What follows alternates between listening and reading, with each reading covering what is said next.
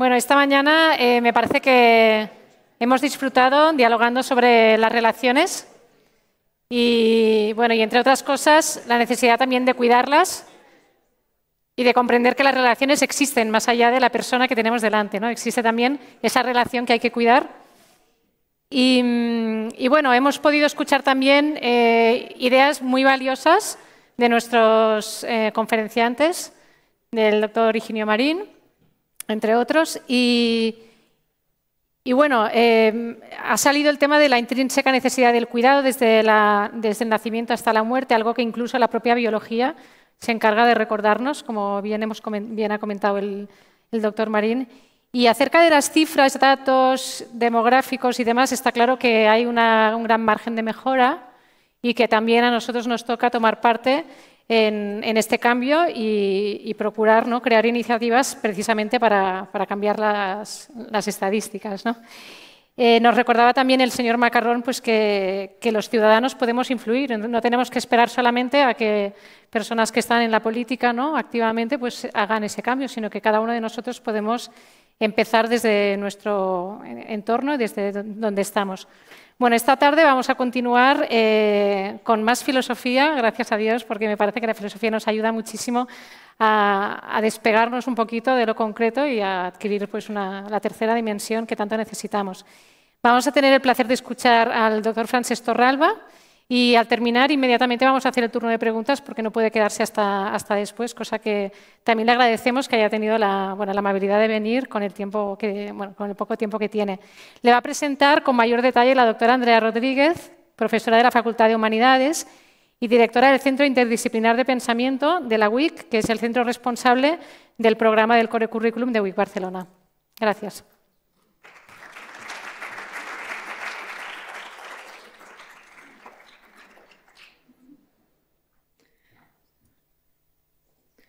Muchas gracias, Mónica. Como antes le comentaba el propio doctor Torralba, más que una presentación voy a intentar hacer una síntesis porque su currículum es muy extenso. El doctor Francesc Torralba es doctor en Filosofía por la Universidad de Barcelona, doctor en Teología por la Facultad de Teología de Cataluña, es doctor en Pedagogía por la Universidad Ramon Llull, doctor en Historia, Arqueología y Artes Cristianas por el Ateneo Universitario Sant Pacià, Facultad Antoni Gaudí, recientemente. Es catedrático en la Universidad Ramon Llull, imparte cursos y seminarios en universidades tanto de España como de América. Actualmente dirige la Cátedra de Pensament Cristià del Obispado de Urgell y es director de la Cátedra Ethos de Ética Aplicada en la Universidad Ramon Llull. Es vicepresidente también de la Sociedad Hispánica de Amigos de Soren Kierkegaard y es vicepresidente de Aldeas Infantiles SOS Cataluña. Es académico de número de la Real Academia Europea de Doctores y miembro de honor del Consejo Superior Europeo de Doctores y Doctores Honoris Causa. Es miembro también del Dicasterio de Cultura y Educación de la Santa Sede, nombrado por el Papa Francisco, así como miembro del Consejo Pontificio de la Cultura de la Santa Sede, nombrado por el Papa Benedicto XVI. Es miembro del Comité Científico del Harvard International Seminar New Challenges for Law de la Harvard Law School.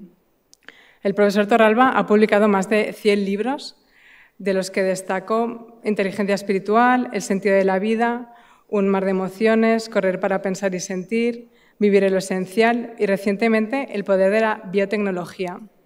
Es conocido también su manual de Antropología del Cuidar, que algunos profesores usamos como referencia de la asignatura, en las asignaturas de antropología, por lo menos en el campus de Ciencias de la Salud de Sant Cugat. El profesor Torralba también es conocido por ser un gran divulgador y su presencia es habitual tanto en redes sociales, en radio, como en canales de YouTube. En un artículo publicado recientemente en prensa, leí que uno de los grandes problemas de los filósofos es que no son pensadores de la vida. Y personas como el profesor Torralba, por el contrario, son una clara síntesis entre pensamiento profundo y vida. Basta mirar también sus publicaciones para ver que ha escrito sobre casi todo. Dignidad, madurez, silencio, oración, sinceridad, gratuidad, cuidado, solidaridad. Hace poco también el profesor Josep Olivas, primer decano de la Facultad de Humanidades de la UIC, nos proponía salir a pasear y estar en contacto con la naturaleza para alcanzar un pensamiento libre y huir de la rígida estructura de las acreditaciones y a veces de la vida académica.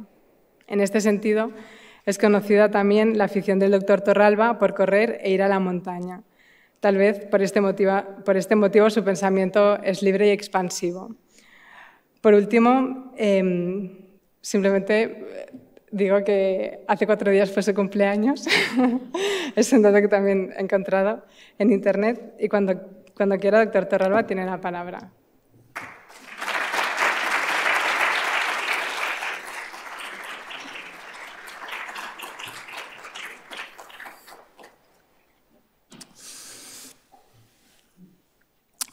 Muy buenas tardes a todos y a todas. Gracias, en primer lugar, por la invitación, también por esta amable presentación, lo digo con el corazón, y felicidades por estos 25 años de Universidad Internacional de Cataluña. Felicidades de verdad, ánimo y gracias por invitarme a este simposio, porque además el foco tiene que ver con un tema que me ha ocupado durante muchos años y me sigue preocupando y ocupando mentalmente, que es todo el tema y la cuestión de la cura, del cuidado de uno mismo, del cuidado de los demás, del cuidado de las instituciones, del cuidado de la naturaleza, del cuidado del sistema en el que estamos ubicados. Y además observo que en los últimos años la bibliografía y los simposios y congresos que tienen como objeto formal de estudio el cuidado han ido increciendo, lo que significa que el acierto de este tema, el acierto de los ponentes que han tenido ocasión de hablar antes de mi persona y también de los profesionales que han colaborado en ello.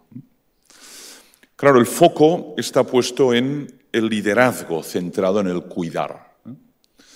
En la bibliografía anglosajona utilizan la expresión de caring leadership, el cuidado centrado en el cuidado, el liderazgo fundado en el cuidado o considerando el cuidado de las personas que el líder lidera o que el líder gobierna. Yo lo focalizaré en este apartado. No me centraré tanto en un análisis filosófico de la práctica del cuidado, es algo que, como se ha dicho, miraré desarrollar en ese libro de 1998, 25 años ya de este texto, sino que voy a intentar describir qué es lo que caracteriza a un liderazgo cuyo centro de gravedad es el cuidado. Por lo tanto, en el fondo voy a intentar exponer qué incluye o qué exige una práctica de liderazgo centrado en el cuidado, que es el foco, es el objeto de esta conferencia, ¿no? Sobre todo porque soy consciente de que eso es imprescindible. Hay muchas formas de liderar, organizaciones, ciudades, partidos, universidades. Y sin embargo, no todas son legítimas, ni todas son nobles, ni todas son edificantes, ni todas son excelentes, ¿no? Y la forma de liderar que tiene como centro de gravedad el cuidar, para mí es una modalidad imprescindible, necesaria, por los frutos que tiene y por la calidad de ese liderazgo. Entonces, cuando uno entra en la bibliografía de leadership, lo primero que se encuentra, como pasa con tantas temáticas, es un océano enorme. Si acota y pone caring leadership, realmente ya es mucho más restringida la bibliografía que encuentra con esta denominación, ¿no? Y entonces se encuentra con una sorpresa, que es la que yo me encontré cuando empecé a ahondar en este tipo de liderazgo. Que hay como una vinculación entre lo que denominamos el liderazgo fundado en el cuidar, el liderazgo ético y el liderazgo fundado en el servir o en la práctica del servicio o en el compromiso a servir a los demás, ¿no? De hecho, en la lengua inglesa utilizan como 3 expresiones que forman un triángulo, ¿eh? The caring leadership, the ethical leadership y the servant leadership, ¿no? El liderazgo fundado en el servir, ¿no? Y cada uno de ellos da para un desarrollo propio, ¿eh? Pero hay como una conexión entre los 3, ¿eh? De tal modo que quien lidera considerando la práctica del cuidar, se puede decir que practica un liderazgo ético, y veremos por qué, y además que practica un liderazgo cuyo compromiso esencial es servir a los demás, servir a la sociedad, aportar beneficios a los demás, ¿no? O sea que aquí hay como 3 extremos o 3 vértices de un mismo tema, ¿no? El servicio, la ética y el cuidado. Pero yo voy a focalizar el interés en el cuidado, ¿eh? Y en la práctica de un liderazgo centrado en el cuidado. Para ello es imprescindible, aunque sea muy esquemáticamente, tratar de ver cuál es la situación, el contexto en que se hallan los líderes hoy. Quien se dispone a liderar una organización, colectivo, una comunidad, una ONG, una empresa, una universidad, no puede desarrollarlo de un modo óptimo si no tiene muy desarrolladas las capacidades de captar lo que diríamos las palpitaciones del tiempo. Es una expresión preciosa, ¿eh? De José Ortega y Gasset, ¿no? El líder debe tener como una especie de radar que le permita captar qué está pasando con el fin de poder tomar decisiones que sean adecuadas al entorno en el que está ubicado su centro, su organización, su partido, la comunidad de personas que lidera. Aunque no voy a ser exhaustivo, me parece imprescindible, porque todavía cuando uno capta bien la circunstancia o el entorno, se da cuenta de lo imprescindible que es liderazgos fundados en el cuidar, ¿no? O eso que denominan el caring leadership, ¿no? Si tuviéramos que radiografiar, aunque sea a grandes trazos, los rasgos de ese entorno en el que nos ubicamos, Husserl le llamaría el Umwelt, ¿no? El mundo circundante. Yo creo que al menos hay 5, salen como un pentágono, ¿eh? Sale como un pentágono en el que hay 5 rasgos que a la hora de liderar hoy es imprescindible considerar, ¿no? Hay un primer rasgo que es la incertidumbre, ¿eh?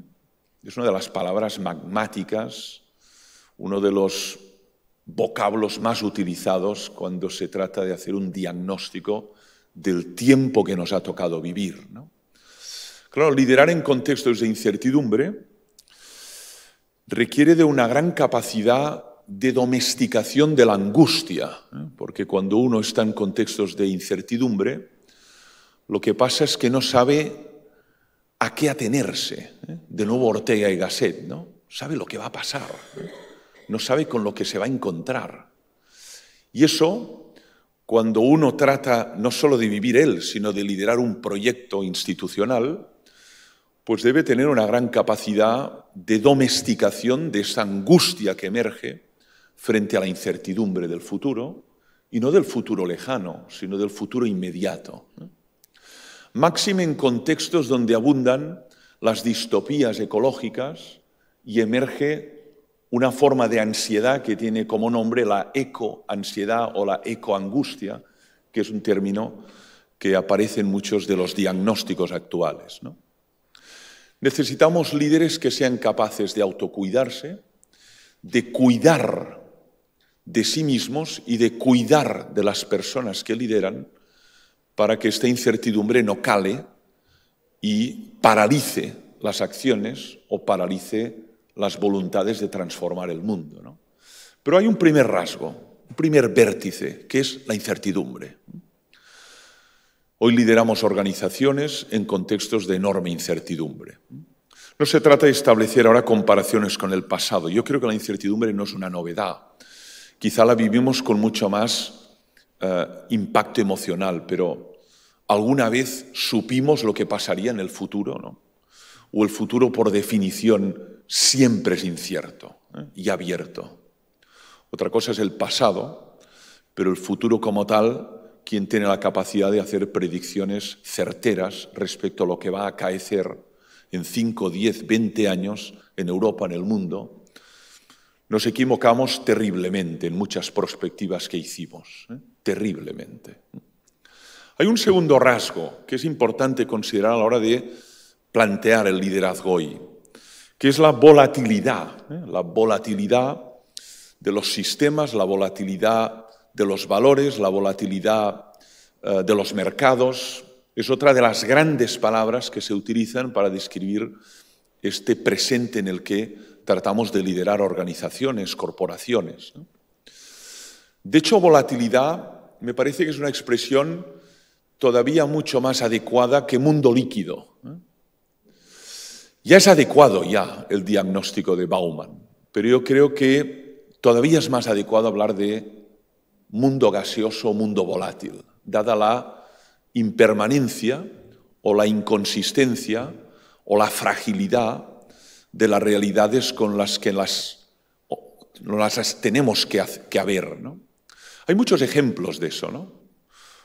Por ejemplo, lo hemos observado a raíz de las distintas crisis, ¿no? 2008 o la crisis COVID-19, ¿no? Cómo se han volatilizado determinadas organizaciones, empresas, negocios familiares, algunos de ellos centenarios, ¿no? Y que simplemente se descomponen en partículas imperceptibles y eso es propiamente lo volátil, ¿no? En cambio, lo líquido es perceptible. Uno observa un río, uno observa el mar, ¿no? Y puede identificar las olas y puede identificar un meandro y una cascada. A pesar de la sequía, pues los ríos siguen fluyendo, aunque con poca agua, ¿no? Pero la volatilidad es la desaparición. Usted estaba aquí y se volatiliza, ¿no? Eso ha pasado con ciertos rituales, con ciertas costumbres, con ciertos valores, con ciertas oraciones, con ciertas prácticas, ¿no? Que estaban muy arraigadas y observamos su volatilidad. Dices, han desaparecido del horizonte de la práctica habitual de familias, contextos, instituciones, ¿no? Siglas, partidos políticos, reputaciones que se volatilizan de un día a otro, ¿no? Eso es un segundo rasgo. Liderar en contextos de volatilidad requiere también de líderes muy capaces de practicar este cuidado y esta autocura, pero de una virtud muy necesaria, que es la ductilidad, que incluso podríamos hablar de flexibilidad o adaptación.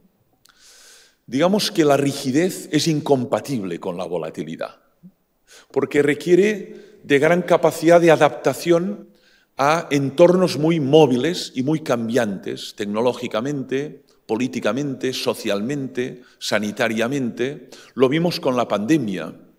Tuvimos que adaptar la práctica docente a entornos digitales y además con gran rapidez para no perder el vínculo que tenemos con nuestros estudiantes, el contrato que tenemos con ellos y que no perdieran un curso o dos, ¿no? Y así lo hicimos.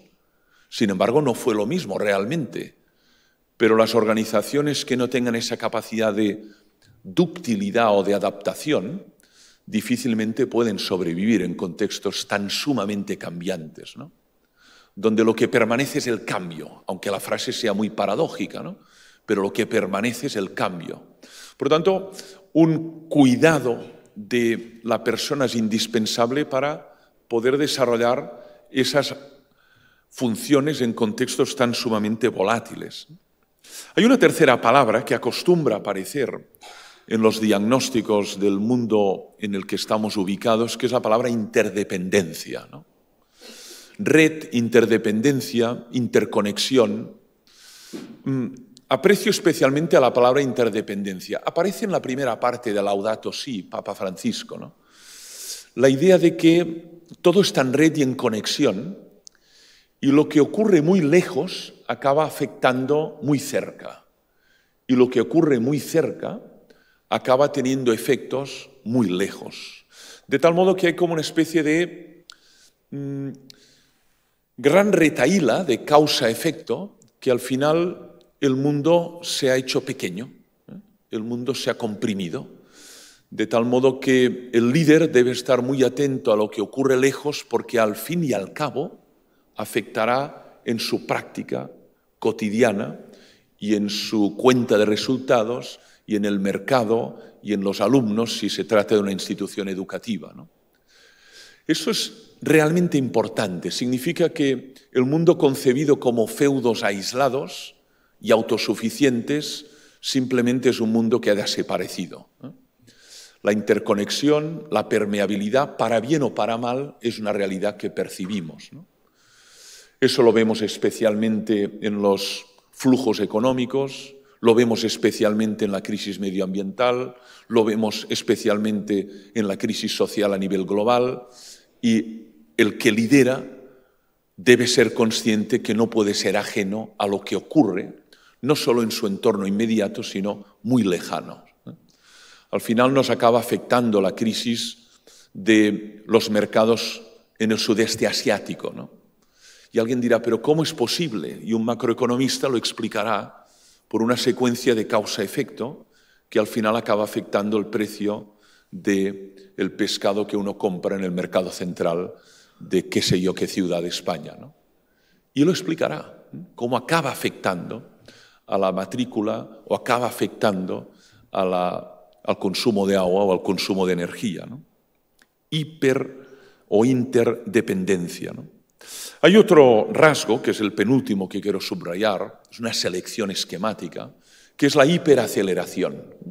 Este también es un rasgo, donde liderar hoy es algo muy difícil, porque el proceso de toma de decisiones, que siempre requiere de un discernimiento y de un análisis ponderado de las consecuencias, de lo que puede ocurrir cuando uno toma decisiones en el que están afectados muchos, pues en contextos de hiperaceleración muchas veces no dispone del tiempo para poder analizar con hondura las hipotéticas consecuencias. Es lo que denominan el darwinismo de la velocidad, ¿no? Una especie de traducción del origen de las especies en una clave cinética, ¿no? No sobreviven los que se adaptan, sino los que se adaptan antes, los que se adaptan antes. Y esto representa para el que lidera una capacidad de entrever qué cambios y transformaciones hay que hacer para no quedar en el anacronismo, en un funcionamiento obsoleto, ¿no? Completamente alejado a los usos, formatos, transformaciones que se producen en el mundo, ¿no?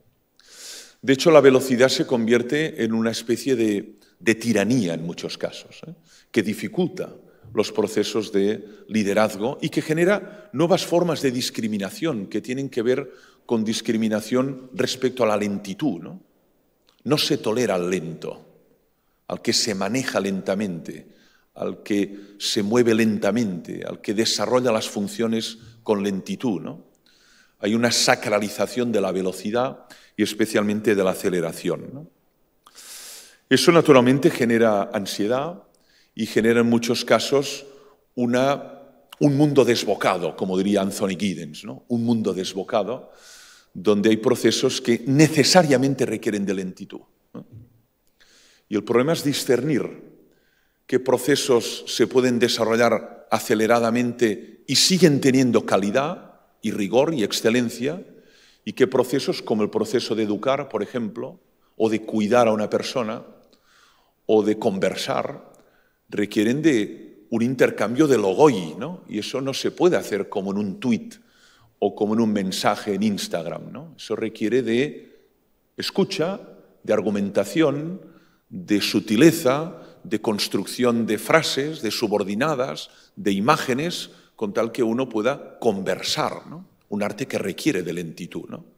Por tanto, deberíamos ser conscientes de que esta tiranía de la velocidad en algunos casos conlleva pérdidas fundamentales por lo que respecta a la calidad de la vida humana, ¿no? Por ejemplo, a la pérdida de la paciencia, la virtud olvidada, ¿no? Que es la capacidad de ponerse en el ritmo del otro, ¿no? Ya lo decía Manuel Levinas en un texto, ¿no? La paciencia es una virtud olvidada, ¿no? Que significa adoptar el ritmo del otro por lento que sea, ¿no? Los cuidadores de personas mayores lo saben muy bien, ¿no?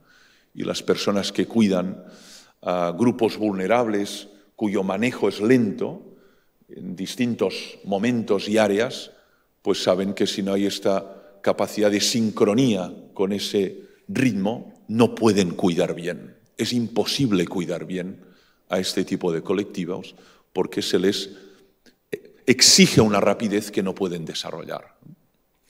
Y hay un último rasgo, que es la vulnerabilidad. Si algo hemos descubierto o hemos intuido a raíz de la crisis COVID, que creo que puede permitir algunos aprendizajes colectivos, es la constatación de la extraordinaria vulnerabilidad de la condición humana, pero también de las instituciones y del sistema, ¿no?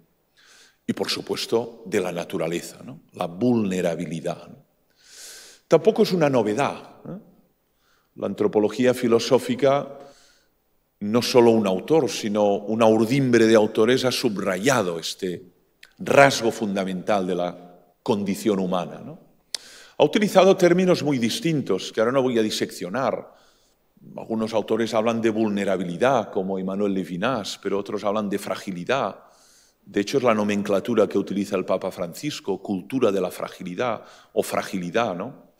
Otros hablan de contingencia, de indigencia, de finitud. María Zambrano habla sobre todo de la condición mendicante, ¿no? Somos seres mendicantes, ¿no? De tal modo que siempre requerimos, o seres menesterosos, ¿no? En cualquier caso, no es ninguna novedad, pero lo hemos constatado, ¿no? Hemos constatado como un organismo tan pequeño como el SARS-CoV-2 ha alterado la agenda mundial en todos los planos: académico, económico, cultural, educativo, deportivo. Todo se ha visto alterado por un organismo tan sumamente pequeño que necesita de un microscopio y que ha puesto simplemente patas arriba al mundo, ¿no? Esto es la vulnerabilidad de nuestra condición, ¿no? Entonces, el cuidado tiene que ver mucho con esto, ¿no? Cuando uno es consciente de esa vulnerabilidad es cuando descubre la necesidad imperiosa del cuidado. Y ahora voy aquí, el liderazgo fundado en el cuidado, porque tiene mucho que ver con la conciencia de la vulnerabilidad. Yo creo que el primer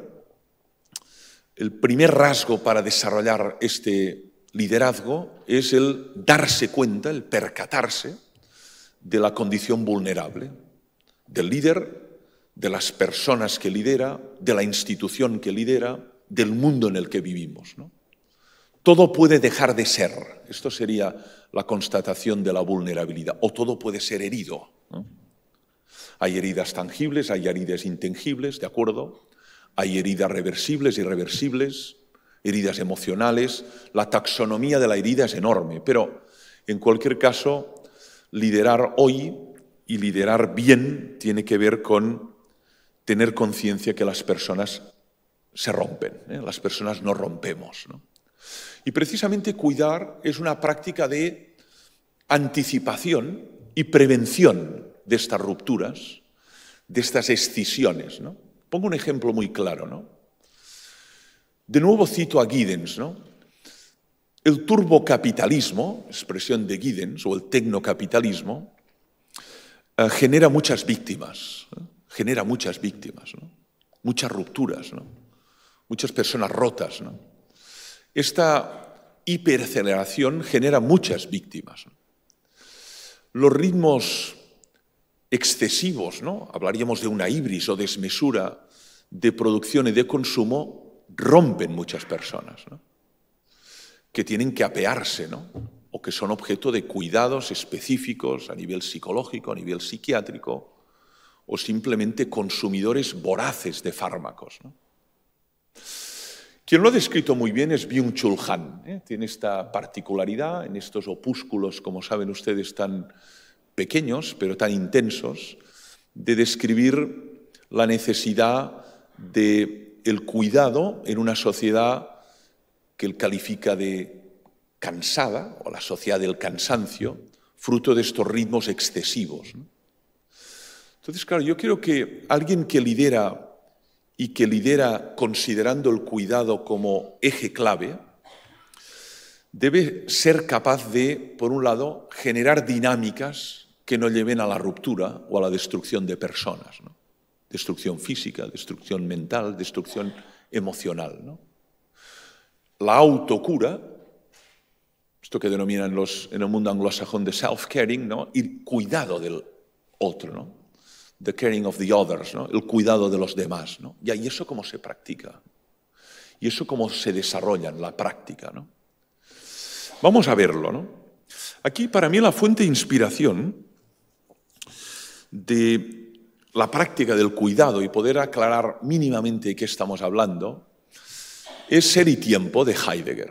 Heidegger desarrolla una parte, la primera parte de Ser y tiempo, que José Gaos hizo la traducción con el término latín cura, pero de hecho lo utiliza el término alemán Sorge, ¿no? Die Sorge, ¿no? Que es la preocupación, el cuidado, ¿no? En catalán tenemos la cura, el cuidado en castellano, la práctica del cuidado. ¿Qué es eso? ¿Qué significa un líder que cuida de las personas que lidera y que cuida de sí mismo? Y que cuida de la estructura y de la institución, ¿no? De hecho, tiene que practicar el cuidado, ahora lo veremos, en distintas direcciones, ¿no? Es un cuidado que tiene distintos focos de gravedad, ¿no? Por un lado, el autocuidado, ¿no? Que nunca debe confundirse con el narcisismo, que ya dijo Antonio Machado que era un viejo vicio, ¿no? El narcisismo nunca fue una práctica virtuosa. Y sin embargo, como dice Christopher Lasch, ¿no? En la cultura del narcisismo es lo más extendido, ¿no? Y luego lo remata Gilles Lipovetsky, ¿no? Bueno, una cosa es el cuidado de uno mismo, otra cosa es enamorarse de uno mismo, que es lo que le pasa a Narciso cuando se contempla en el lago o en el estanque, ¿no? El cuidado de sí mismo es la resolución de las necesidades, la identificación de las posibilidades que uno tiene, cuyo fin es preservar el equilibrio en sociedades muy hipertrofiadas o muy excesivas, ¿no? Eso no es fácil, realmente no es fácil y cada uno tiene sus mecanismos, sus sistemas, sus fugas, pero en cualquier caso el autocuidado es condición del cuidado de los demás, ciertamente. Si el cuidador no tiene cuidado de sí mismo, ¿cómo va a cuidar a los demás? Y finalmente se va a romper, ¿no? Pero el cuidado de sí mismo para mí tiene una finalidad que no es uno mismo, sino poder prestar un servicio correcto a los demás, ¿no?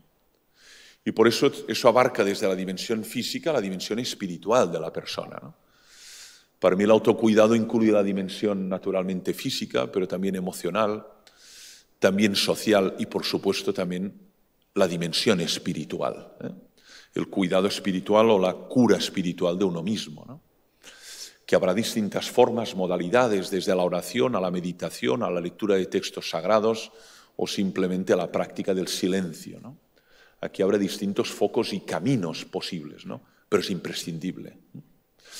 Pero, ¿de qué hablamos cuando hablamos de cuidar a los demás? Este es el tema, ¿no? Y aquí creo que da unas pautas interesantes, aunque requieren siempre de una traducción a un lenguaje, digamos, no filosófico.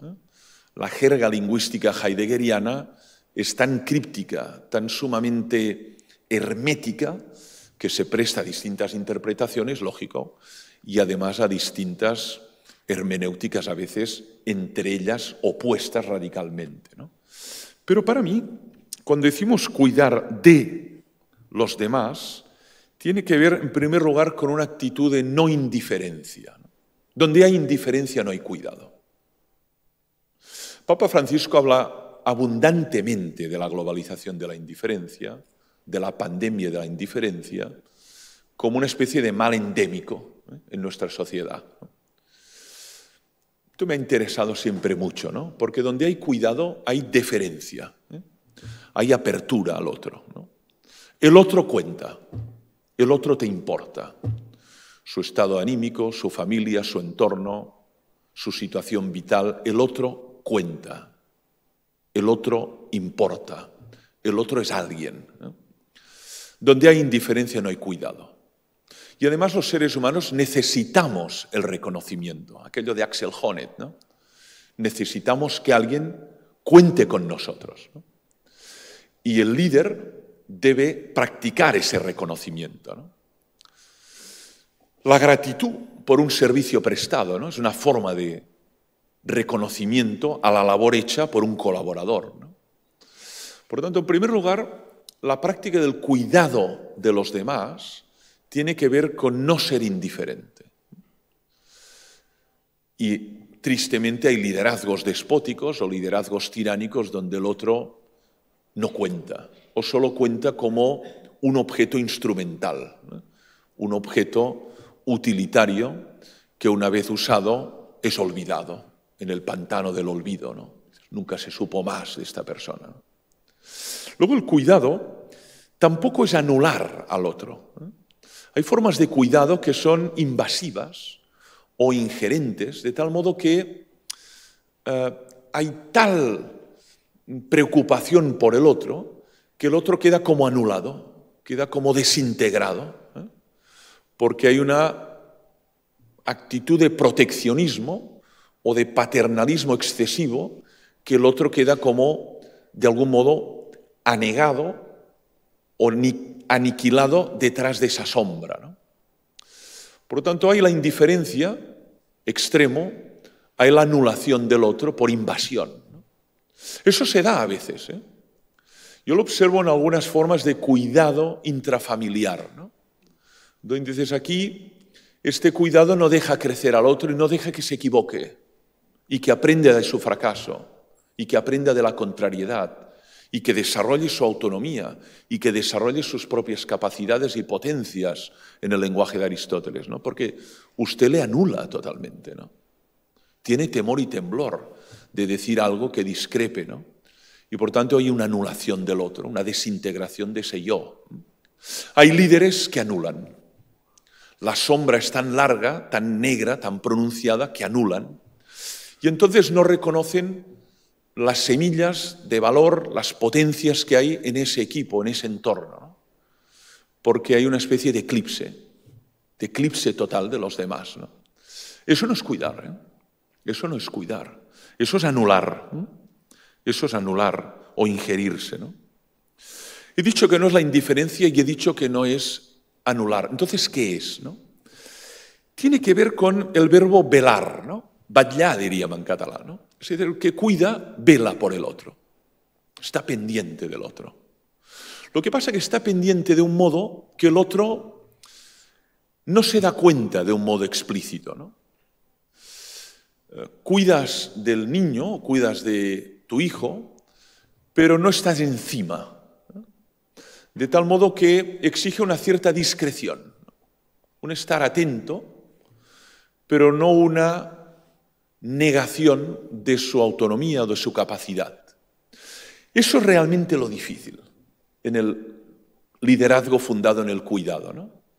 Porque es, por un lado, animar al otro a hacer, a desarrollar, a emprender, a generar, pero por otro lado, estar atento, cuidadosamente, y darle apoyo cuando esa persona requiere, porque experimenta una situación de malestar, de desconsuelo o de angustia, ¿no? Por tanto, es una actitud de estar velando por el otro, ¿no? De tal modo que si no es necesario no hay intervención, pero cuando es necesario hay intervención. Eso requiere de un conocimiento muy profundo de los que lidera uno. Si no, es muy difícil detectar dónde y quién requiere en un momento dado de esta atención, de este estar encima, ¿no? Tiene que ver, por lo tanto, con un seguimiento del otro, un acompañamiento del otro. Si lo dijera en términos ontológicos, diría que, por un lado, cuidar es dejar ser al otro, dejar que sea, pero por otro lado, ayudarle a que sea lo que está llamado a ser, ¿eh? Es como un juego de palabras, ¿eh? Porque por un lado es dejar que sea, pero no en el sentido de me desintereso, me desentiendo de ti. No es soltar, aquí estás, porque podría uno sucumbir a la indiferencia, pero por otro lado es compromiso. me tienes a tu lado para que puedas desarrollar eso que hay en tu ser, ¿no? Por lo tanto, por un lado es identificar qué posibilidades hay en ese ser y ayudarlas a desarrollar. Hay líderes que no ayudan a empoderar, a desarrollar esas capacidades. Eso empobrece las organizaciones, porque conviertes a los followers en simples receptáculos de órdenes y todo ese potencial de creatividad, de imaginación, queda como simplemente en potencia, como en letargo, ¿no?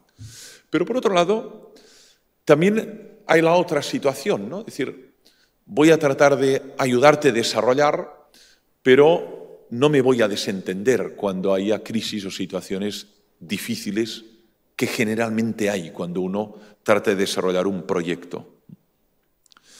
Por lo tanto, tiene que ver con anticipación de necesidades, desarrollo de posibilidades, estar atento a la realidad del otro. Y la pregunta es, ¿y cómo estar atento cuando hay tantísima hiperestimulación y, por otro lado, a tanta velocidad? Fíjense que para estar atento uno tiene que estar quieto y además muy receptivo. Tiene que dilatar todos los poros de su piel, ¿no? Uno puede estar atento como están ustedes ahora, ¿no? Visualmente, auditivamente, de tal modo que capta más la realidad que le circunda, ¿no? Eso en un líder que quiere cuidar es fundamental, ¿no? Los niveles de atención, de receptividad. Si no, ¿cómo se va a dar cuenta de que hay alguien en su equipo que está roto? O que se está rompiendo? O que se ha intentado suicidar 4 veces? O que simplemente está sufriendo un proceso depresivo que si no se para a tiempo puede ser ya una depresión irreversible. ¿Cómo se va a dar cuenta si no tiene tiempo para estar atento a nada, ni a nadie, ni siquiera a las palpitaciones de su corazón o al ritmo de su respiración, ¿no?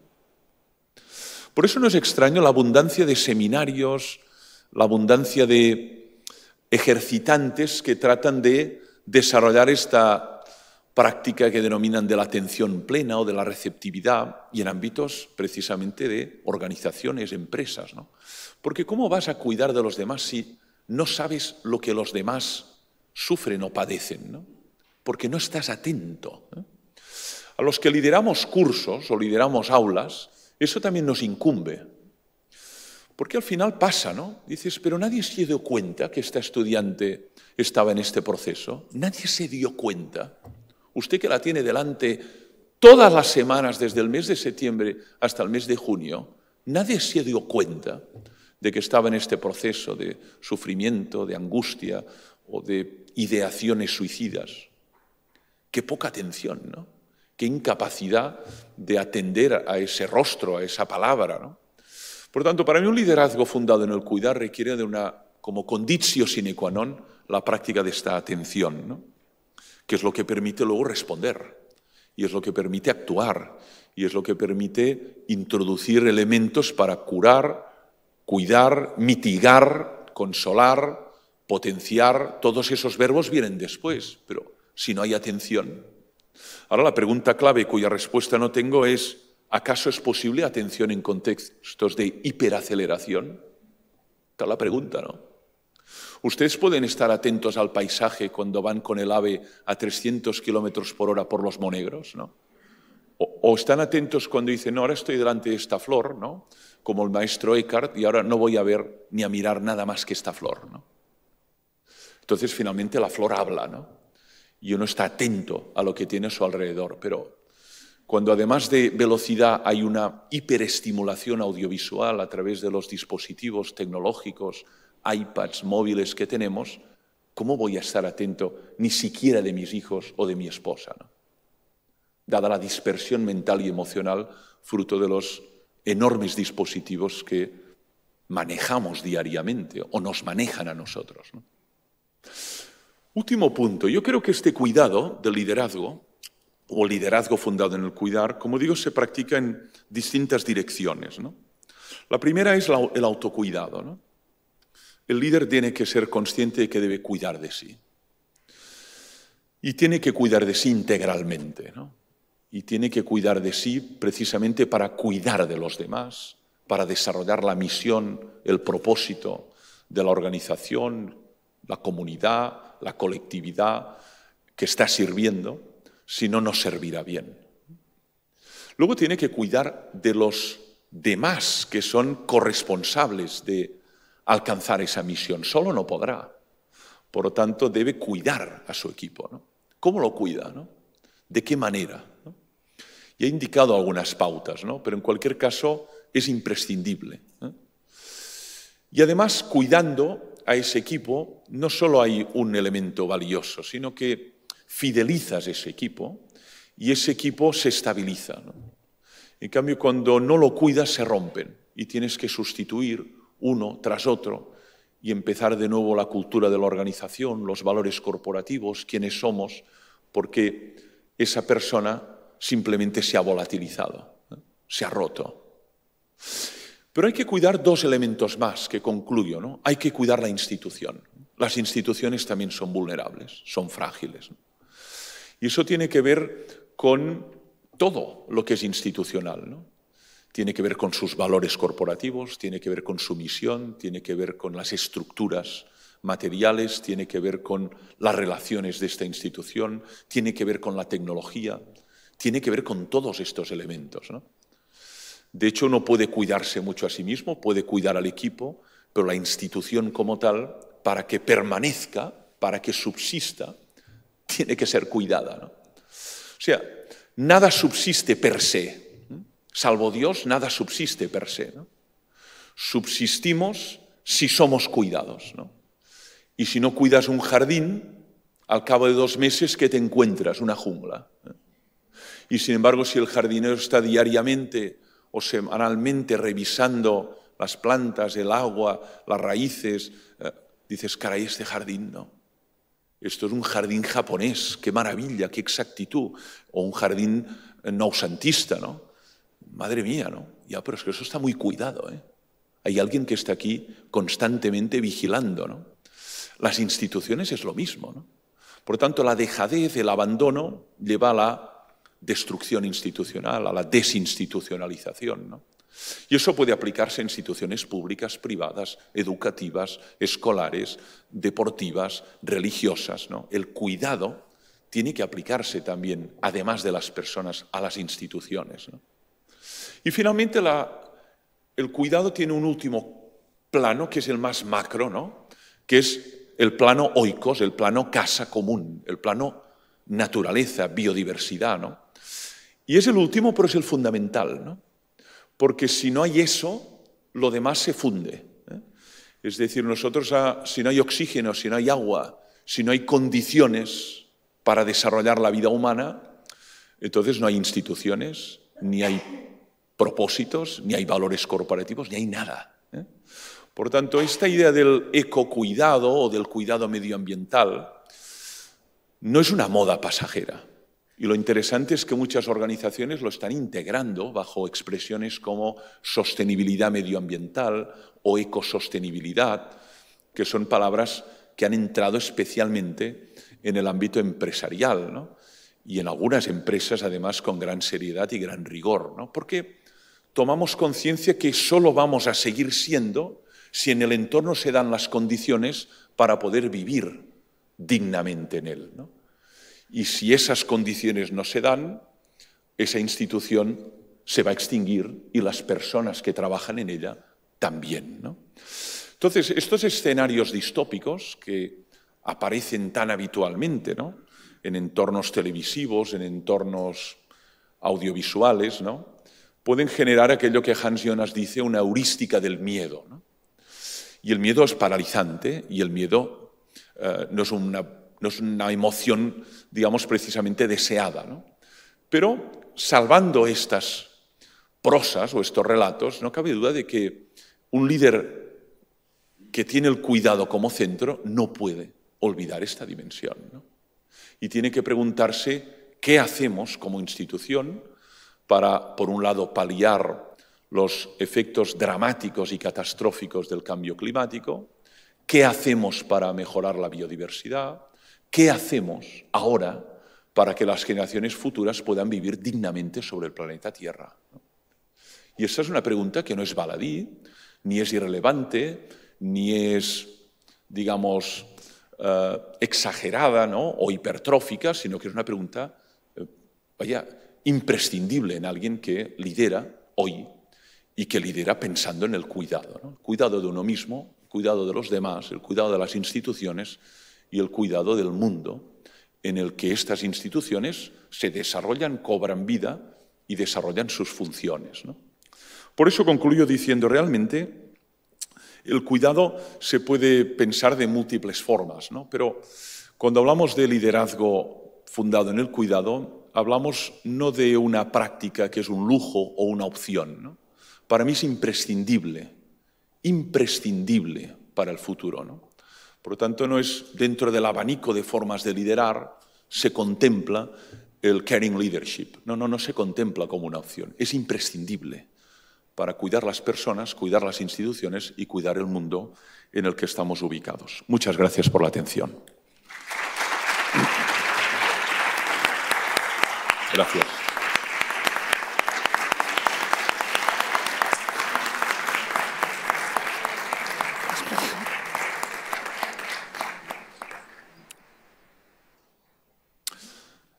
Si hay alguna pregunta y son tan amables, trataré de responderlas. Gracias.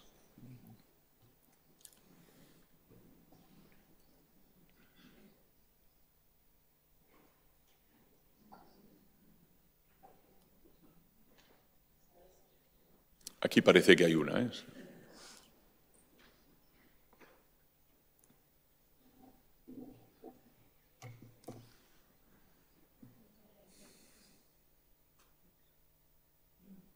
Bueno, primero de todo, felicidades. Me ha encantado la exposición. La verdad es que llevo tiempo pensando en qué es lo que caracteriza a un buen líder y esta perspectiva del liderazgo en el cuidado me ha resultado muy sugerente. Pero hay una cuestión que a veces me parece que puede dificultar o más bien diversificar y, por lo tanto, hacer incoherente un liderazgo en el cuidado, porque a veces no respondemos igual cuando estamos en el lugar de trabajo que cuando estamos en casa. Quiero decir, a veces hay una serie de motivos que nos llevan a ser serviciales, podríamos decir cuidadosos, con los que estamos en el ámbito profesional, porque quizás queremos luego exigirles. Bueno, puede haber muchos motivos, ¿no? Y a veces eso puede hacer que cuando lleguemos al entorno personal, pues ya nos sentimos como que, oye, ¿ahora qué? Que me cuiden. No tengo a veces esta dimensión. Dicen que esto nos puede pasar más a los hombres que a las mujeres, pero en fin. Como me gusta el cine, pongo un ejemplo que quizás... Hay una película que se llama Prueba de Fuego. Es la historia de un bombero que en su matrimonio pasa por una dura prueba de fuego. Y hay un momento en que él, que se ha jugado la vida por salvar a una persona y todo el mundo le reconoce, cuando está con el enfermero que le cuida y su mujer, con la que se lleva fatal, pues pasa casi sin hacerle caso, se desahoga y dice: «Ve, es que soy un héroe para todo el mundo, menos para mi mujer». Y el enfermero que le conoce le dice: «Es que quizás cuando estás fuera eres verdaderamente un héroe y en casa eres un ogro». Bueno, no sé si podemos avanzar en esta línea de la coherencia, porque creo que a veces hay problemas que se descubren en entornos personales donde uno pierde, que es el ámbito donde más debería cuidar, esa dimensión que a veces ha mostrado por otros motivos fuera. Gracias, muy amable. En efecto, ¿no? Yo observé, estudiando la bibliografía que encontré, porque realmente bibliografía que va creciendo día tras día, ¿no? Pero, por un lado, me sorprendió que la mayoría de autores que habían escrito sobre el caring leadership eran mujeres, ¿eh? Y que lo que subrayaban es lo que tendríamos que hacer es aplicar esta práctica del cuidado intrafamiliar o del cuidado que tenemos con nuestros allegados o en el ámbito de la amistad, en el ámbito de las organizaciones. Justamente para salvar esta escisión o esta especie de bicefalia que usted expresaba, ¿no? Que uno en el ámbito de las organizaciones puede ser muy coherente y tener muy claro lo que se espera de él y lo que debe hacer, y que es cuidadoso con los colaboradores para conseguir el propósito y mejorar como organización, y sin embargo luego en el entorno familiar o en el entorno escolar o en el entorno social, pues uno abandona esos estándares, esas exigencias, y eso tiene efectos en muchísimos desastres, ¿no? De decir, bueno, ¿cómo es que has cuidado tanto tu carrera profesional y no has cuidado el vínculo con tu esposa o con tus hijos, que son unos desconocidos para ti y no tienes ni idea de lo que están sufriendo en su habitación, ¿no? Estas paradojas ocurren, ¿no? Y además los maestros y maestras las detectan, ¿no? Profesionales de primera, padres de segunda división, ejecutivos de primera, padres de tercera regional, ¿no? Y dices, ¿pero cómo es posible, no? Bueno, es posible por eso, ¿no? Porque en el ámbito empresa estoy muy atento a lo que ocurre, al mercado, la volatilidad, los colaboradores, la competencia, Hacienda, muy atento a todas las variables en la toma de decisiones, y sin embargo abandono esta atención o simplemente me abandono en el ámbito familiar y no tengo la menor idea de lo que pasa en la interioridad de mi hija o del drama que está viviendo, qué sé yo, mi nuera o mi suegra, ¿no? Estas paradojas se dan. Entonces, el liderazgo fundado en el cuidar, curiosamente, parte del valor del cuidar en entornos intrafamiliares y evitar esta escisión, ¿no? Del mismo modo que cuidamos muy atentamente, pues esto, ¿no? La carrera profesional, pues, ¿por qué no cuidas con tanta atención, rigor y detenimiento tus vínculos? Tus vínculos de amistad, tu vínculo conyugal, tu vínculo o tu paternidad o tu filiación, ¿no? Y aquí hay grandes escisiones, ¿no? Y contradicciones, pero enormes, ¿no? Pero bueno, esto forma parte de la condición humana, pero es verdad, deberíamos ser capaces de superar estas rupturas, ¿no? Y que el cuidar se aplicara en los distintos ámbitos, ¿no? Y a veces hay priorizaciones, ¿no? Por ejemplo, hablamos mucho del cuidado a la familia, pero hay formas de exigencia laboral que hacen muy incompatible, ¿no? El poder entregarse a fondo a esa actividad laboral y a la vez poder cuidar atentamente a tus allegados, a tu madre que está ingresada por un Alzheimer, a tu hermano que tiene un problema depresivo, y dices, bueno, al final hay lealtades compartidas que me van, de algún modo, exigiendo priorizar y atender a alguien prioritariamente, ¿no? Esto genera muchos dilemas, a veces culpabilidad, a veces incluso remordimiento, y en algunas figuras verdaderos problemas emocionales, ¿no? De no haber sido suficiente cauteloso, no haberme dado cuenta de, o no haber sido suficientemente cuidadoso con lo que realmente es más valioso en mi vida, ¿no? Mis hijos, mi esposa, mis amigos, ¿no? Todos hemos experimentado este tipo de conversaciones con personas, ¿no? Que en clave retrospectiva hacen esta lectura, ¿no? Y dicen, tenía que haber cuidado más estos vínculos, me he quedado solo, ¿no? Hay gente que se queda sola y no sabe por qué, ¿eh? Y hay gente que sí, dice, hombre, es que he dejado el jardín como una jungla y ahora naturalmente ya no me queda ni un árbol en este jardín, ¿no? Si lo hubieras cuidado, hay amistades que pueden durar una vida, que son muy longevas, pero tienes que cuidarla, la amistad hay que cuidarla, ¿eh? Si no... Por lo tanto, en efecto, ¿eh? Si hay alguna cuestión más, no quiero... Adelante, si es tan amable, sí.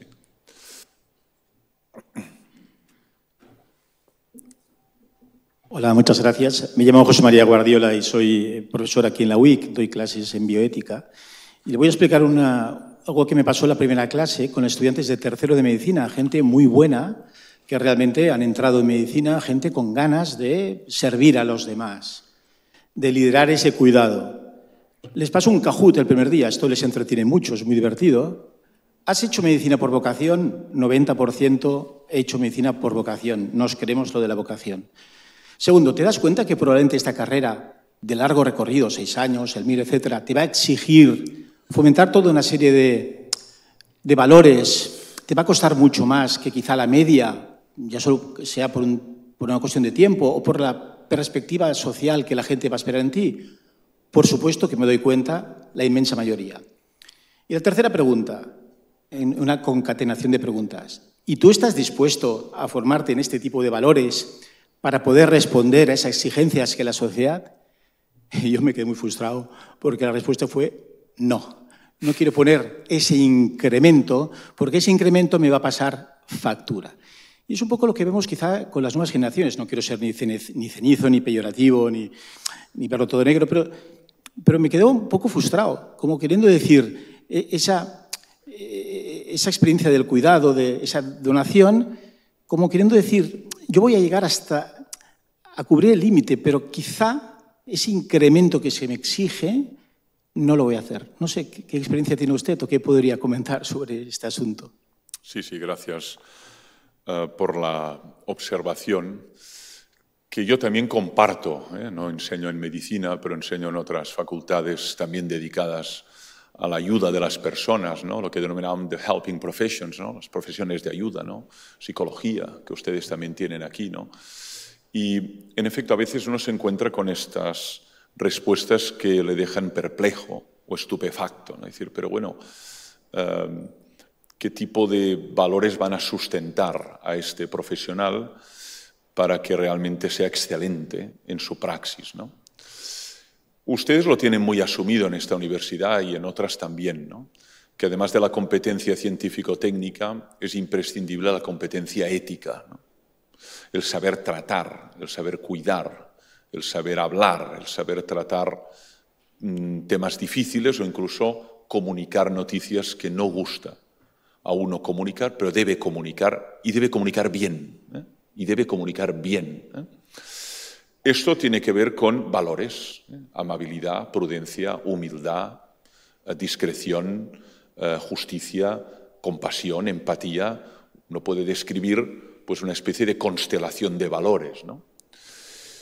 Toda la ética de las virtudes, McIntyre, pero que se ha desarrollado en muchas universidades americanas, subrayan, además sin complejos, las virtudes de una buena enfermera o las virtudes de un buen médico, ¿no? Tengo en la memoria filósofos de la medicina como Edmund Pellegrino o Thomasma, por ejemplo, ¿no? Eso tenemos que subrayarlo hasta el extremo, ¿no? Es decir, tú no serás un buen médico si no eres prudente. No serás un buen médico si no eres humilde, si además no eres templado, si además no eres empático, si además no eres amable, si además no eres humilde. Vamos a hablar de la humildad. Tema 1. Tema 2, vamos a hablar de la amabilidad.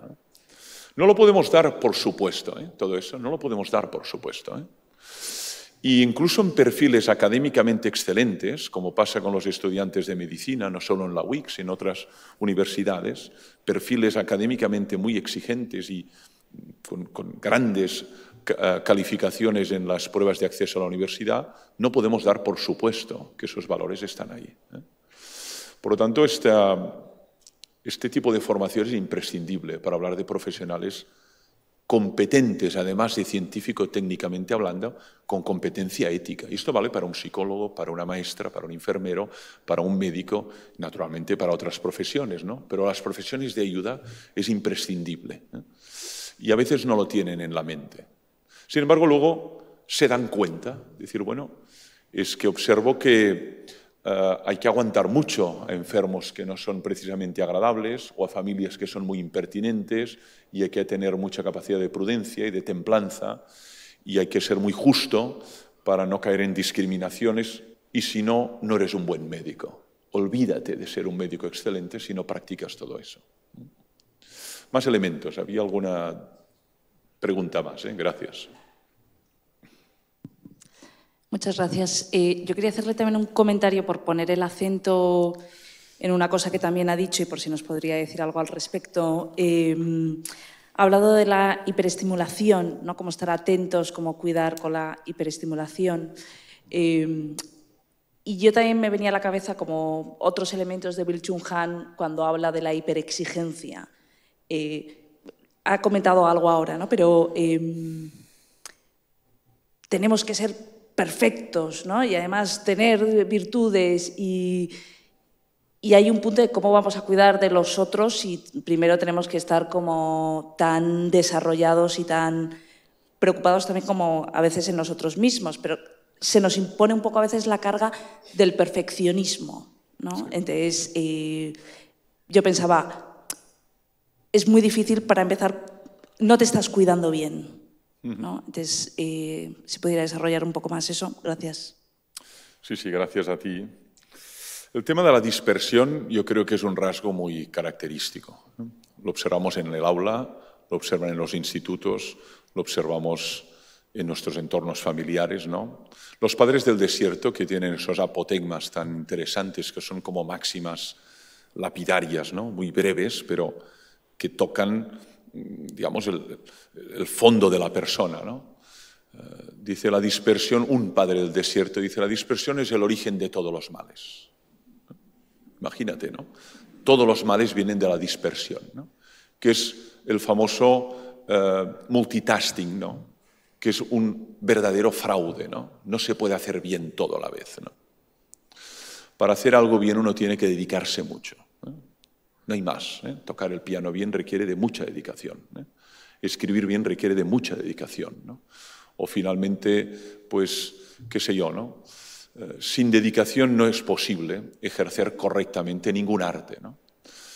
La dispersión, esa especie de, bueno, esto, ¿no?, de salto del orangután de rama en rama, al final hace imposible hacer nada bien, ¿no?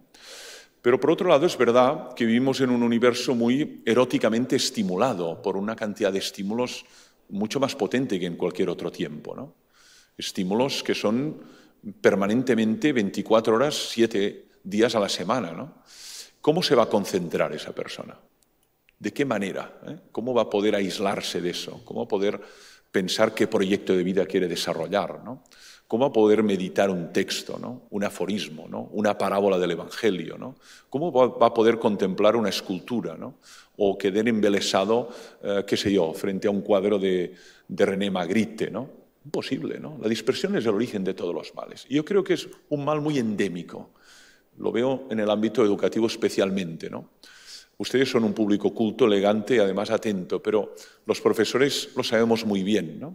Lo difícil que es mantener la atención, ¿no? Lo extraordinariamente difícil que es mantener la atención durante 45 minutos a chicos y chicas de 18 años, ¿no?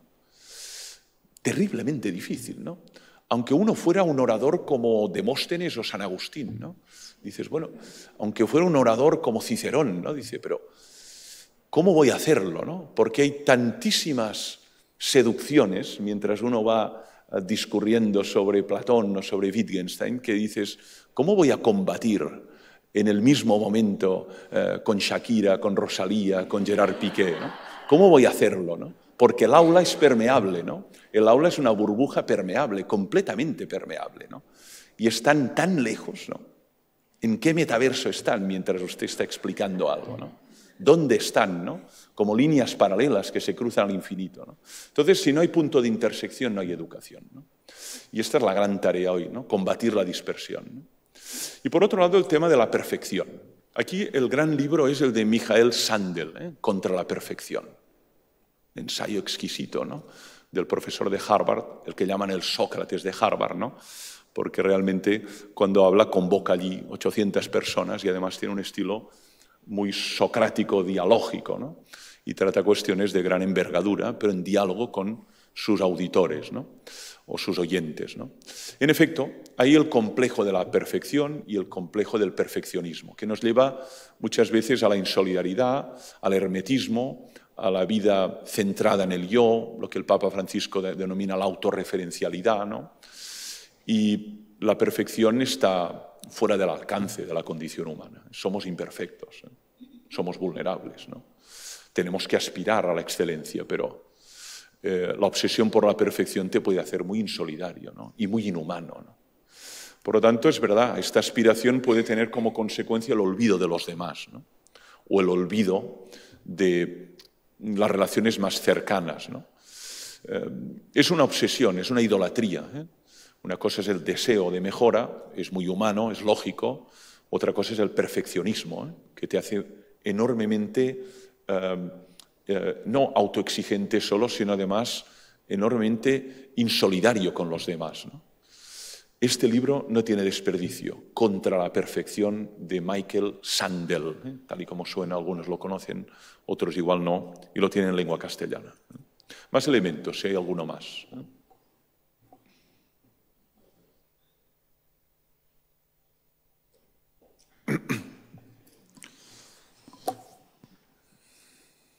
¿Nos podrías decir algo sobre la reciprocidad en el cuidado? Sí. Como un factor facilitador, esa correspondencia casi necesaria, ¿no?, para que el cuidado sea adecuado. Sí, gracias. En efecto, ¿no?, dentro de las tipologías del cuidado, que realmente las taxonomías son muchas, ¿no?, hay el cuidado de uno mismo y el cuidado de los demás, y entonces en el cuidado de los demás aquí se abre como un paréntesis, porque este cuidado de los demás puede tener distintas tipologías también, ¿no? Hay el cuidado unidireccional y además que se caracteriza por su desinterés, por su gratuidad, ¿no? Yo creo que el texto que lo expresa de un modo sublime es la parábola del buen samaritano. Para mí la parábola del buen samaritano es el cuidado en estado puro, ¿eh?, de desinterés, de gratuidad, al desconocido, que además es de otra tribu y que además no tenía calculado cuidarle. Me lo encuentro. Piensen que en la parábola del buen samaritano, que se presta a tantas hermenéuticas, de 3 para 1, ¿eh? Por tanto, también es la parábola de la indiferencia, ¿eh? Porque para 1 de 3 significa que lo que abunda más es la indiferencia, ¿no? Frente al herido, humillado, apaleado, ¿no? 2 pasan de largo en el camino de Jerusalén a Jericó, ¿no? Y sin embargo, el buen samaritano se detiene. Se mancha porque está herido y sangra, ¿no? Le lleva a una hospedería, ¿no?, paga los cuidados y se va. Aquí no hay reciprocidad alguna. Ni siquiera la persona que ha sido cuidada, el malherido, una vez restablecido, ¿a quién puedo retornar eso que me ha dado, ¿no? Se sentirá en deuda, ¿no? Pero la parábola dice que se va, ¿no? Por lo tanto, eso es un cuidado sin reciprocidad. Ha habido un cuidado unidireccional, desinteresado y además gratuito, ¿no? Bueno, es la cumbre de la ética esto, ¿no? Es la cumbre, es el punto culminante. Cuando uno es capaz de cuidar de ese modo, está pues encarnando la ética del buen samaritano. Sin embargo, como dice muy bien Benedicto XVI en Deus Caritas Es, ¿no?, primera parte, también necesitamos ser amados, también necesitamos ser cuidados. La reciprocidad, ¿no? Es decir, necesitamos también ser consolados, ser reconocidos. Necesitamos la gratitud de los demás, ¿no? Y cuando eso no se da, se puede producir un desgaste, un cansancio, un agotamiento, una parálisis. Decir, bueno, estoy aquí picando piedra y aquí nadie me dice gracias, ¿no? El líder nunca me llama para decirme gracias, o solo me llama para recordarme lo que tengo que hacer, lo que he hecho mal y lo que queda por hacer, ¿no? ¿Cuántos líderes actúan así? Y en cambio, ¿cómo valoras el líder que te llama y dice, ahora, hoy no me ha pedido nada? Hoy solo me ha dicho, oye, gracias, porque el modo como trataste a esa familia era muy difícil y lo hiciste muy bien. Y eso mejora la institución y mejora nuestra marca, ¿no?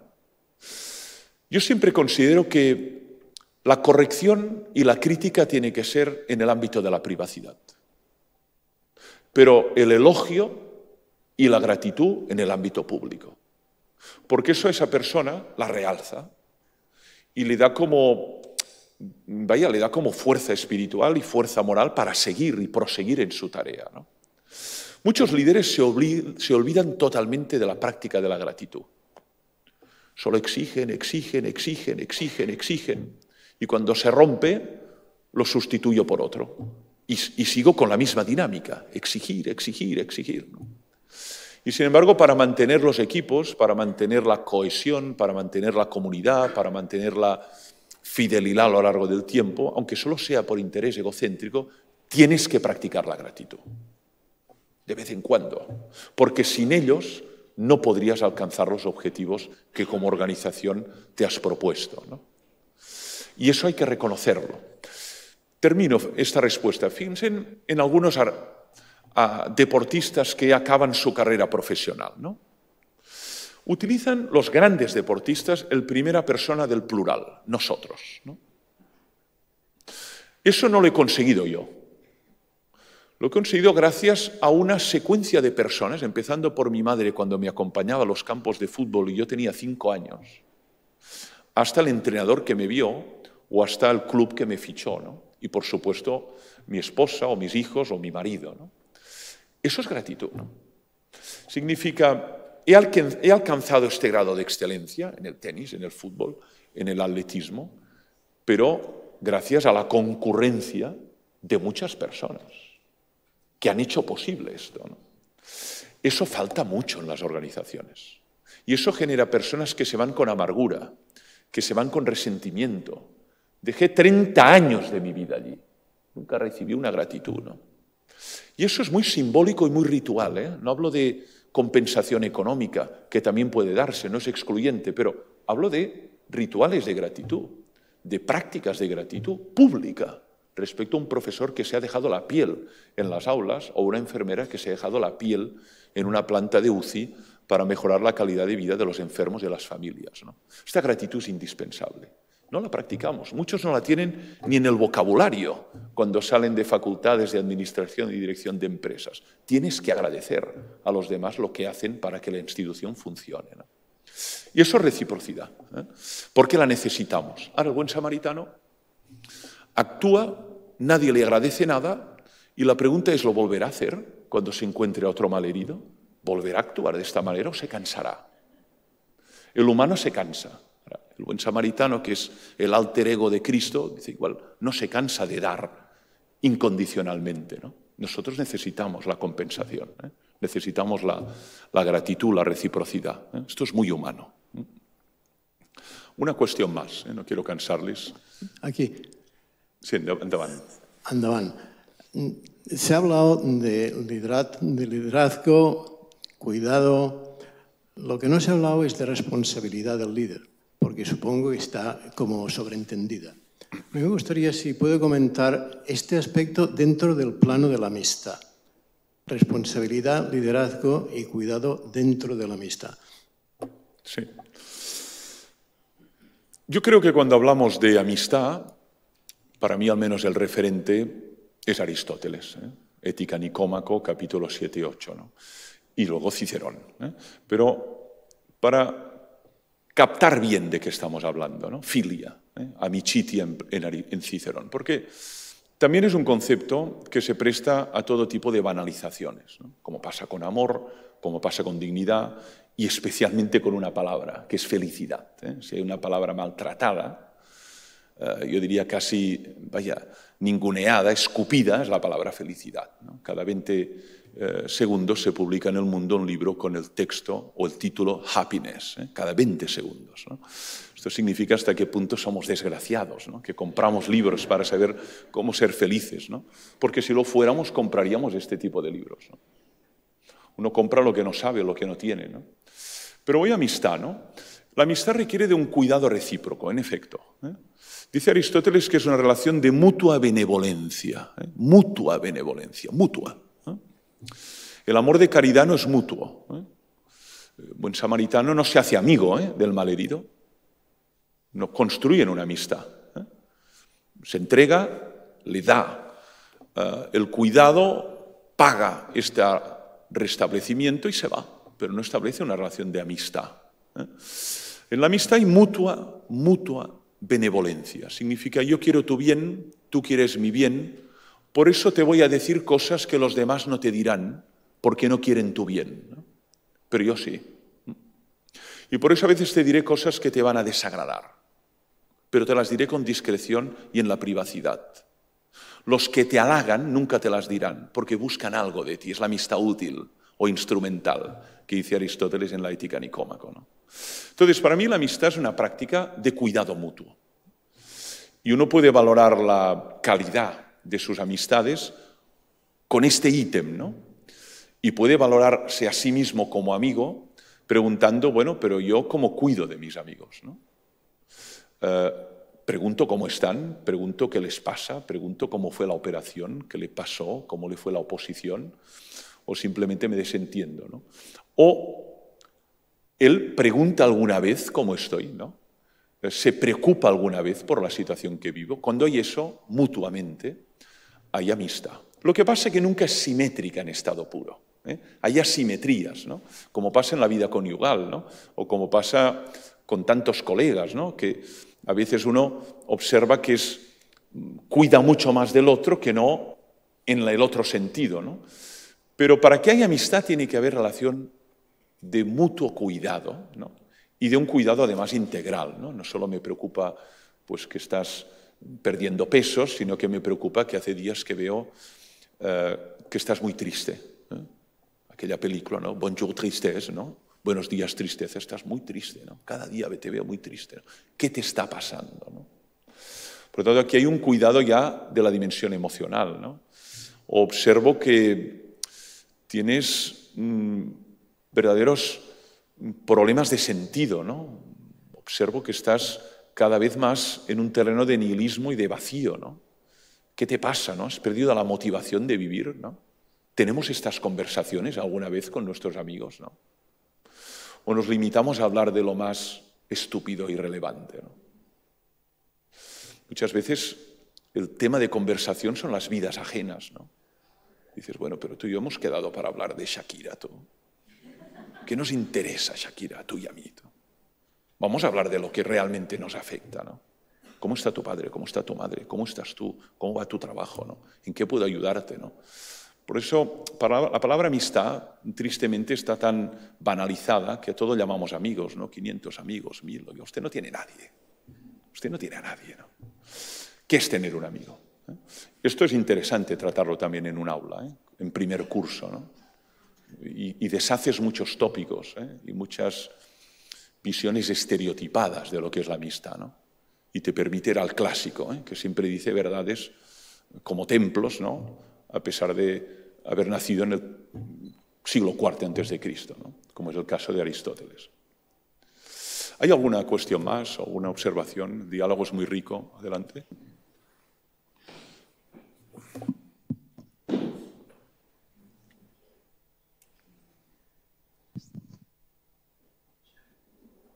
Ha hablado usted sobre la vulnerabilidad y yo pensaba que muchas veces pues esto puede ser un obstáculo para el cuidado, ¿no? Porque la persona que es cuidada, el tener que mostrar fragilidad exige humildad y puede poner una barrera a ese cuidado. Entonces, ¿cómo podemos cuidar a los demás si nos encontramos esa barrera?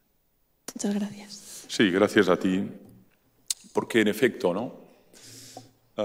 La vulnerabilidad es un rasgo universal, pero no siempre la reconocemos.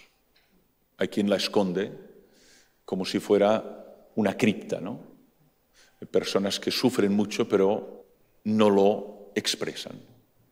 Porque en la cultura que vivimos hay que expresar felicidad, alegría, mi vida es éxito, no hay fracaso, y el drama va por dentro.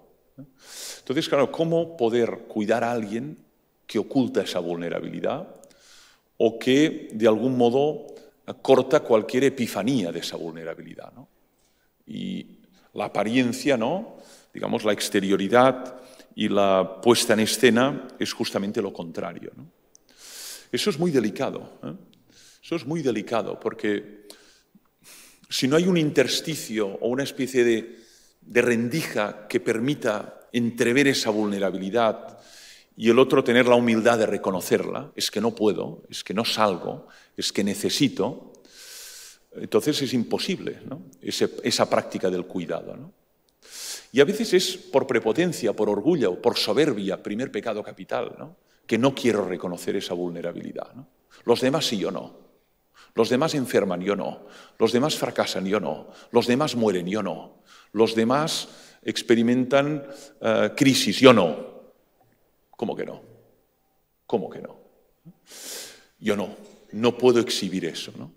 Y por lo tanto eso a veces lleva a un hermetismo que hace imposible la práctica del cuidado o cuando se articula ya es muy tarde, ¿no? Ya es muy tarde y el edificio está muy roto, ¿no? Muy deteriorado. Por lo tanto, en efecto, ¿no? Puede ser un problema, ¿no? El reconocimiento de la vulnerabilidad, ¿no? En cambio, compáralo con un niño, ¿no? Los que hemos tenido niños en casa pequeños, el niño no tiene dificultades en expresar su vulnerabilidad. Llora, tiene sed, tiene hambre, todavía no articula el lenguaje verbal porque balbucea, pero ya sabe expresar que necesita atención, ¿no? Lo que no sabemos es interpretar qué significa ese lloriqueo, ¿no? Tendrá sed, tendrá hambre, tendrá dolor de muelas, tendrá gases. ¿Qué tiene, no? No lo puede articular, pero no tiene dificultades en mostrar su vulnerabilidad, ¿no? En cambio, digamos, sobre todo este caparazón, ¿no? Es del adulto, ¿no? Es del adulto, ¿no? Y especialmente masculino, ¿eh? La tendencia especialmente al hermetismo es mucho más propia de la condición masculina, ¿no? Que hace mucho más difícil poder cuidar a esa persona. Porque para cuidar al otro tiene que dejarse cuidar. Hay personas que no se dejan cuidar. Antes de ser cuidado me arrastraré, pero no voy a solicitar ayuda. ¿Pero por qué? ¿Por qué? ¿Por orgullo, por prepotencia, por vanidad? ¿No? ¿Por qué? ¿No? Es interesante pensar eso, ¿eh? Porque cada vez te encuentras con personas mayores que dicen, no, antes de ser una carga a los demás, prefiero desaparecer del mundo. ¿Cómo tú? ¿Cómo? ¿Qué tipo de mundo es este que no somos capaces de cuidar a los más vulnerables, ¿no? ¿Qué tipo de mundo es este? Por lo tanto, cuidado porque esto aparece mucho, ¿no? Personas que antes de requerir cuidados o requerir ayuda, prefiero desaparecer. Pero bueno, si somos vulnerables antes de nacer ya, y si subsistimos es porque somos cuidados, si no hubiéramos muerto, ¿no? Por tanto, es verdad, hay una dificultad a veces en dejarse cuidar porque uno no reconoce esa vulnerabilidad o no la quiere exponer o no la quiere visibilizar o no la quiere mostrar, ¿no? En la sociedad del éxito y de los cuerpos perfectos, todo lo que son las epifanías de la vulnerabilidad escondidas en la trastienda, ¿no? O escondidas en la interioridad, ¿no? Y eso no ayuda, ¿eh? A la práctica del cuidado. Gracias. Muy bien, gracias a todos, ¿eh?